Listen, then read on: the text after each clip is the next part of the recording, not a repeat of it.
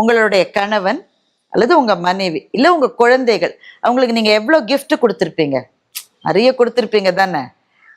உங்கள் மனைவியாக இருந்தால் பட்டு புடவை வாங்கி கொடுத்துருப்பீங்க, தங்கத்தில் நகையெல்லாம் வாங்கி கொடுத்துருப்பீங்க, வீடு வாங்கி கொடுத்துருப்பீங்க, பிள்ளைங்களுக்கு லேட்டஸ்ட் ஃபோனு, காலேஜ் அட்மிஷன், உங்கள் கணவருக்கு நீங்கள் மனைவிகள் நிறைய கிஃப்ட்.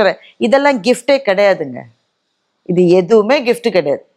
உங்கள் வாழ்க்கை துணைவன் அல்லது துணைவிக்கோ உங்கள் குழந்தைகளுக்கோ நீங்கள் கொடுக்குற பெரிய கிஃப்ட் நீங்கள் ஆரோக்கியமாக இருப்பது மாத்திரம்தான். உங்களினுடைய ஆரோக்கியம்தான் அவங்கள அவங்க வாழ்க்கையில் அவங்க சாதாரணமாக வாழறதுக்கு அவங்களுக்கு வழி செய்யும். இது நான் தெரிஞ்சுக்கிட்ட ஒரு பெரிய உண்மை. இது அதுக்கு கூட நேரம் இல்லை அப்படின்னு ஒரு ஆள் சொன்னால் அந்த லைஃப்பில் ஏதோ சரியில்லைன்னு அர்த்தம்.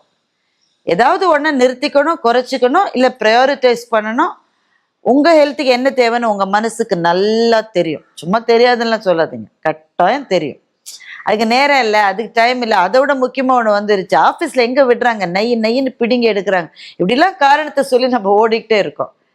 மிக மிக முக்கியமானது உங்கள் ஹெல்த். இப்போ நான் சொல்கிறது என்ன மாதிரி நடுத்தர வயதில் இருப்பவர்களுக்கு மாத்திரம் நான் சொல்லலை, இளைஞர்களுக்கும் சேர்த்து தான் நான் சொல்கிறேன். ஏன்னா you have to begin early. எவ்வளவு சீக்கிரம் உங்கள் ஆரோக்கியத்தை நீங்கள் பார்த்துக்க ஆரம்பிக்கிறீங்களோ அவ்வளவு நாள் வாழ்க்கை நல்லா